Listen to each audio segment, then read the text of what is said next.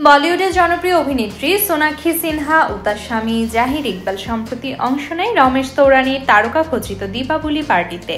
সেখানে ঢিলেঢালা পোশাকে হাজির সোনাক্ষীকে ঘিরে সম্প্রতি সোশ্যাল মিডিয়ায় গুঞ্জন ছড়িয়েছে যে তিনি অন্তঃসত্ত্বা। সোনাক্ষী সেই গুঞ্জন এবার নিজের মুখে রসিকতার ছলে উড়িয়ে দিয়েছেন। তিনি সোশ্যাল মিডিয়ায় লিখেছেন, মনুষ্য ইতিহাসের দীর্ঘতম গর্ভাবস্থা, অতি বুদ্ধিমান মিডিয়ার দৌলতে 16 মাসের অন্তঃসত্ত্বা হিসেবে বোধহয় বিশ্ব রেকর্ড করে ফেললাম। অভিনেত্রী স্পষ্ট করেছেন, শুধুমাত্র পেটে হাত দিয়ে ছবি তুলেছেন এবং এখনই মা হওয়ার বিষয়টি সত্য নয়।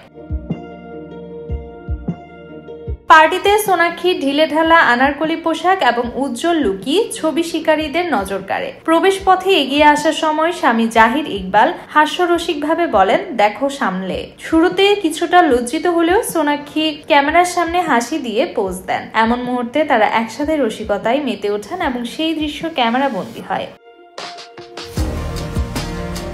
এরপর সোনাক্ষী ও জাহিরের রসিক প্রতিক্রিয়া সোশ্যাল মিডিয়ায় ভাইরাল হয়। অভিনেত্রী স্পষ্ট করেছেন, এই মা হওয়ার গুঞ্জন শুরুই রসিকতা এবং তা বর্তমানে এমন কোনো পরিকল্পনা করছে না। দীপাবলির পার্টিতে সোনাক্ষী জাহিদের হাস্যরসিক মুহূর্ত, স্টাইলিশ লুক এবং উজ্জ্বল পরিস্থিতি সোশ্যাল মিডিয়ায় দর্শক ও ভক্তদের মধ্যে আনন্দ ছড়িয়েছে।